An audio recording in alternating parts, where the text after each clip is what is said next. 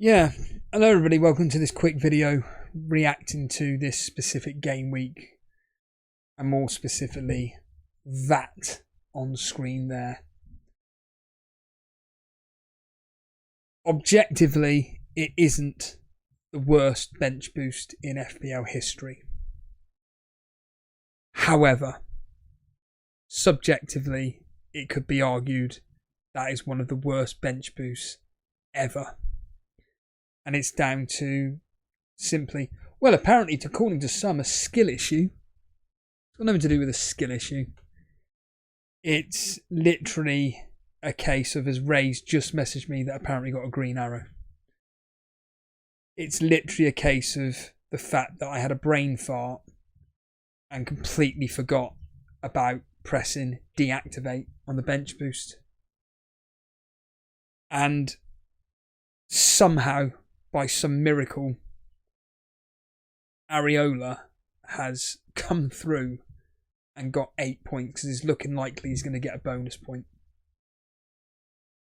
You couldn't make this game up if you tried.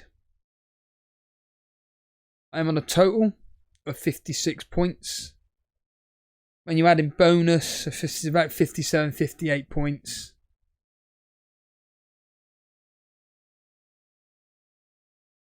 I'm not going to lie, I said it on Gary's stream last night with Trigger Lips.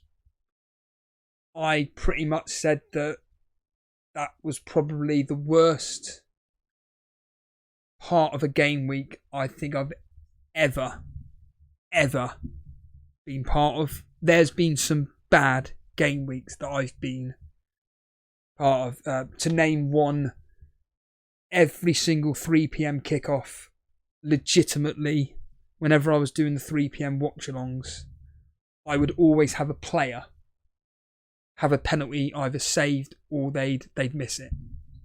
And there was a stage where I think it was Ivan Toney. I'm pretty certain it was Ivan Toney.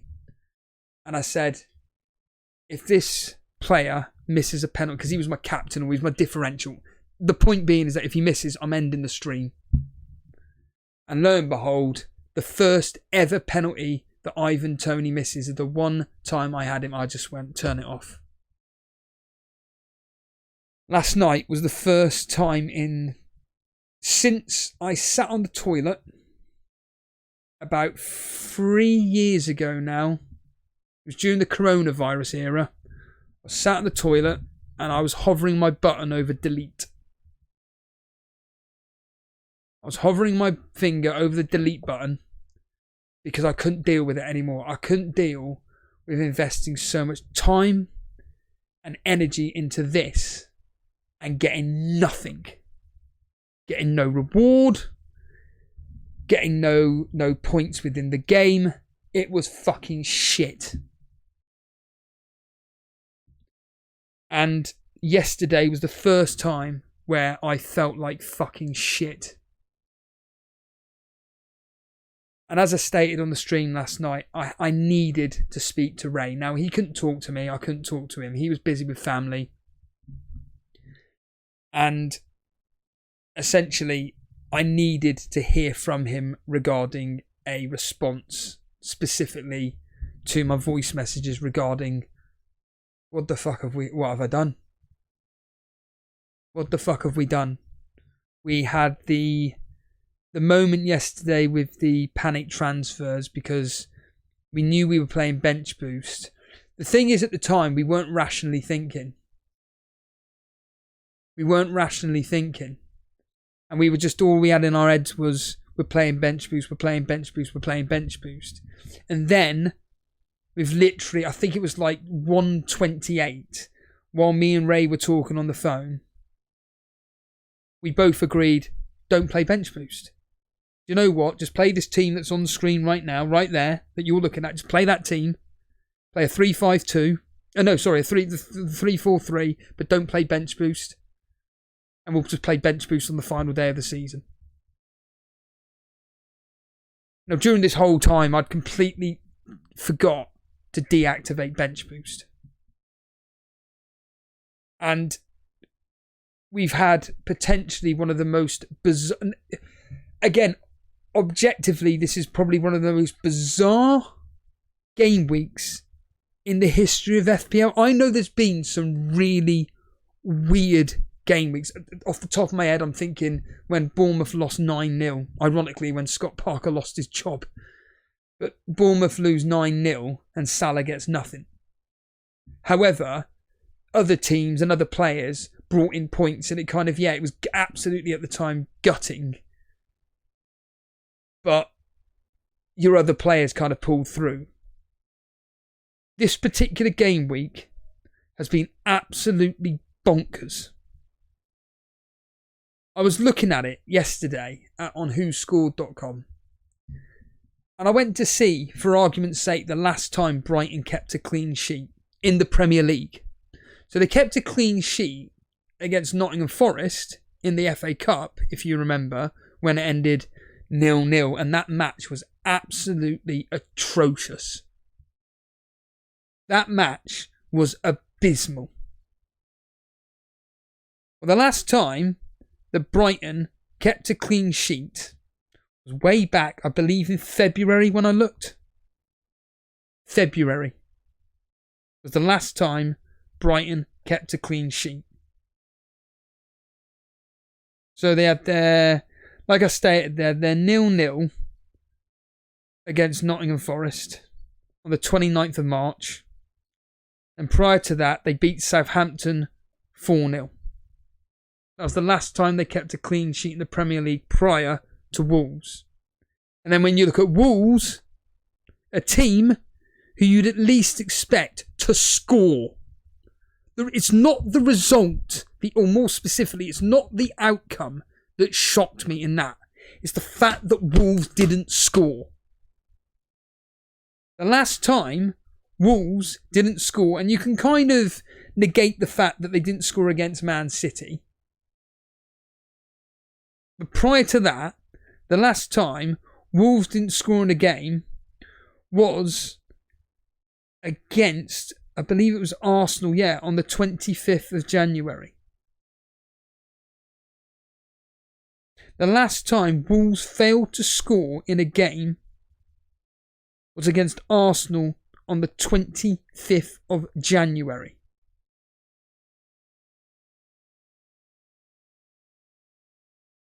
Now again, I make this point again. I appreciate the fact I didn't score against Man City.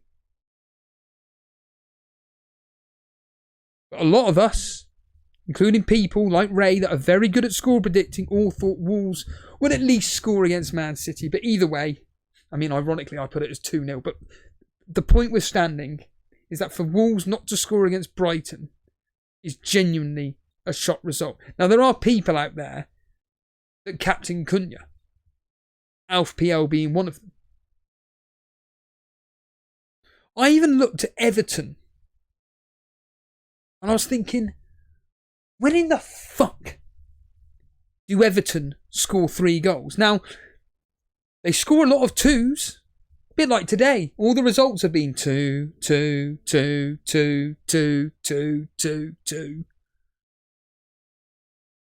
When the hell do Everton score 3 goals? The last time they scored 3 or more goals was way back on the 1st of February 2020, well, this year, against Leicester in a 4-0 win. Since then, like I said, it's just been all the 2s. To put 3 past Fulham in a 3-1 win is quite extraordinary. Fulham are a team, to be honest, don't really concede that many. They concede goals, but not to the extent of 3. Conceded 1 against Aston Villa, 1 against Southampton, 2 against Chelsea, 1 against Bournemouth, 2 against Liverpool, 2 against Arsenal.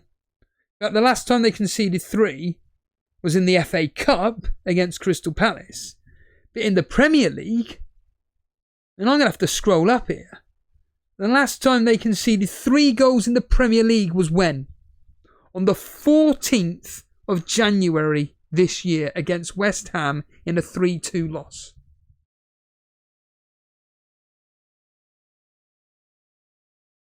The only thing I'm really overjoyed with, or just can breathe a tiny sigh of relief and not have to look and go to Haytor and jump off the top. Oh, hope you're not advocating suicide. Ray will understand that joke. Is the fact that, as Triggerlip said last night, we're all in the same boat. And thank fuck we are. Now, I legitimately have not looked at FPL apart from literally about 5 minutes ago. And ironically, that was you watching me doing it.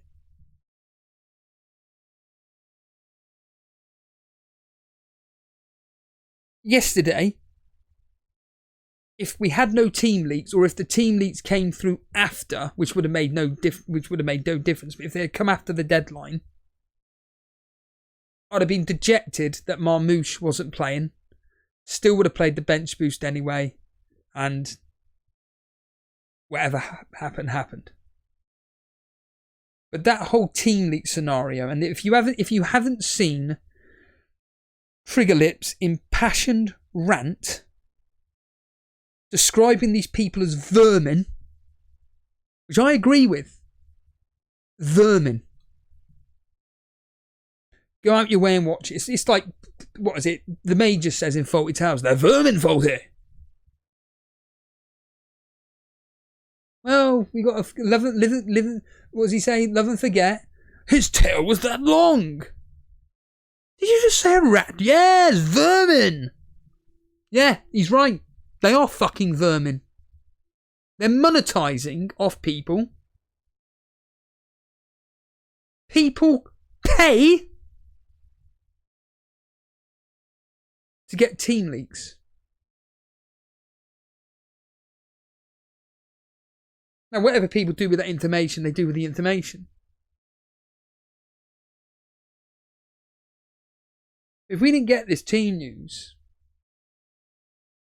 things would have slightly changed. People like Mark Southerns would not be triple captaining Haaland.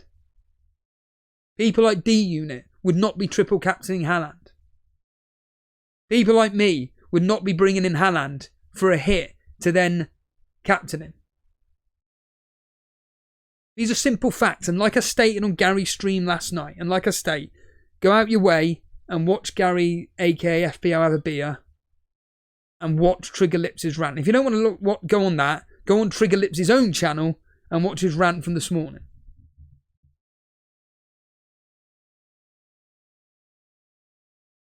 Because that whole ordeal yesterday,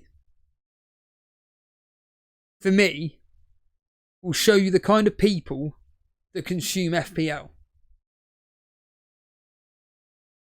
Because as I stated last night, there will be people out there that will say the line, well, bit of a stupid decision bringing in Haaland. But you know for fact that these same people would have had FOMO while that match was going on. They'd have been constantly checking their phones, listening into the radio, Sky Sports, Football Focus, however they were able to get results of specifically the Southampton versus Man City game. They're only there doing it because they're shitting themselves that Haaland could do X amount of damage. And it's just by pure luck that Southampton got a 0-0 draw. What was it that Ben Dinnery posted on X? Something like, of the 500 matches that Man City have played across the last 10 years against promoted teams, they've won 499 and drawn this one. Scored 7,000 goals, conceded 3. And then the one, it's almost like the FPL gods have gone, well, you shouldn't be using these team leaks then, should you? Fuck you. What it feels like. Sticking a middle fucking finger up to you, or up to us, and going, you know what? Fuck you. Fuck you. cheating at this game? Nah, I'm not having it. Fuck off. And that's what's happened. And then you move into today. And these results are utterly just bonkers. Like I said, it's all the twos. 2-0, 2-2, 2-0, 2-0, 2-2.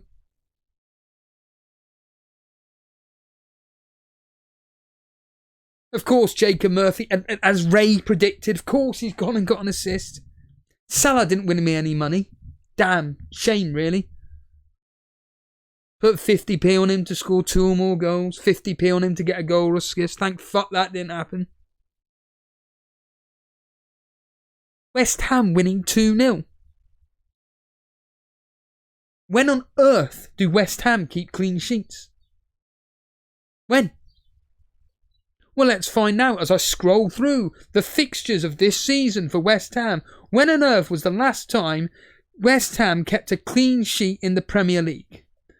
Well, the answer is, as I scroll through here, you guessed the team, all right? Leicester. On the 27th of February, they won 2-0 against Leicester. They do not keep clean sheets. And yet, lo and behold, today, and by the way, I'm fully aware of how fucking lucky I am,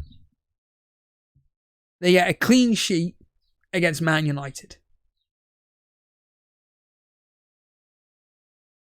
A team in which I was tipping Ahmad to be a really nice differential. I put 50p on him.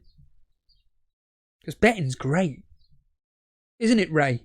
I know Ray's going to be watching this, and he'll understand this private joke. Betting's brilliant. I love it. I love gambling. It's great. Crystal Palace. I know I predicted Crystal Palace to win this game, but 2-0? 2-0? As she says in extras. Wrote?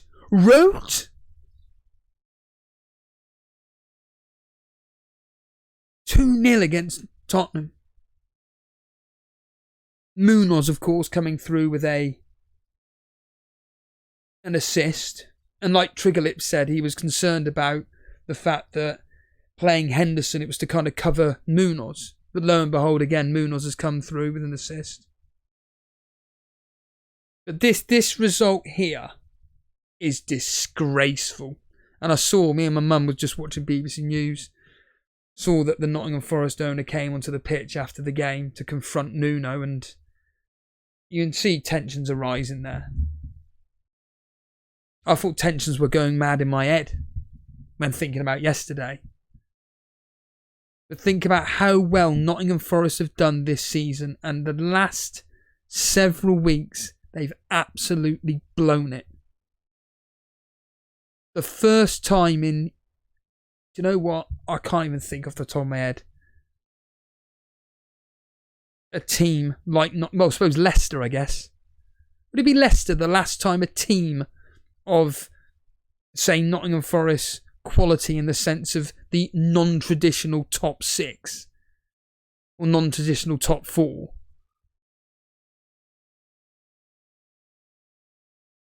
And they're now 7th. They're now 7th.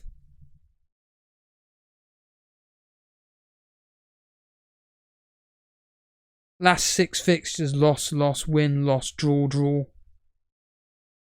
Nottingham Forest fans must be absolutely dejected.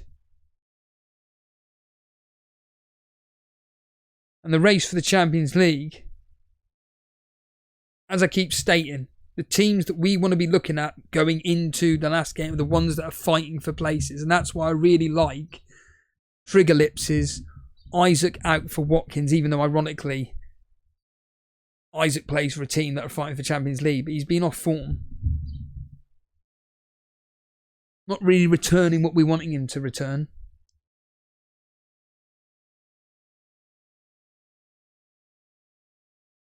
Aston Villa 63 points, Chelsea 63, Man City 65, Newcastle 66. We're going to the wire.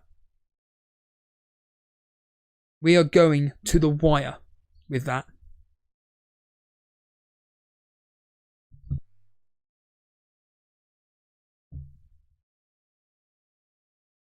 other teams to be almost avoiding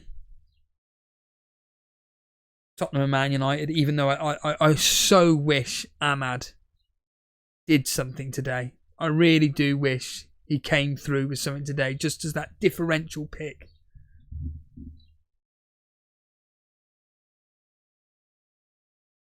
But this truly has... I mean, isn't it fucking ironic as well? I saw Trippier wasn't starting. I mean, this was actually... I mean, I was busy this morning, and I saw that Trippier wasn't even playing. I was just like, oh, fucking hell. And they keep a fucking clean sheet, man. This game week really has been a lot of what-ifs. We all thought that Man City would score a minimum of 3 goals against Southampton. What if Haaland had been part of that? A lot of us thought Newcastle would beat Chelsea. Maybe not to 0, but they'd won. And they got it to 0. What if Trippier had played? That's 6 points. So straight away, my bench boost is, oh, wait a minute. This ain't looking too bad now. You got Areola on 8. You got Semenyo on 2. He didn't get a yellow card. I don't know why Andrew... It was either Andrew or Ray that said he got a yellow. But anyway, whatever. Areola, Semenyo, and then we would have had Trippier on 6 minimum.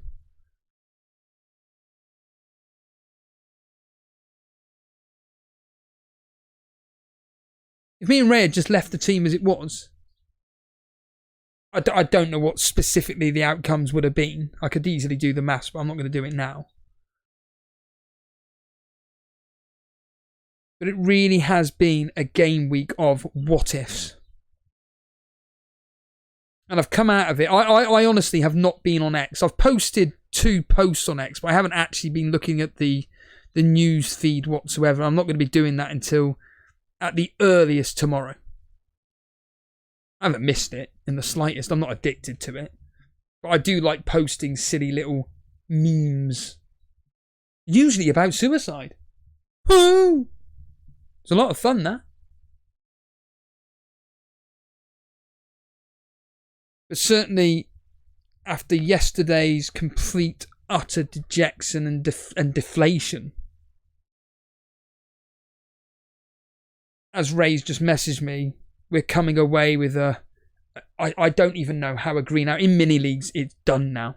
I'm not, like I said, I'm not even going to look at anything to do with mini leagues until probably Tuesday when I do my Patreon podcast. I'll be able to look at the mini leagues then, because like Triggerlip said, it's all done now. This is ended.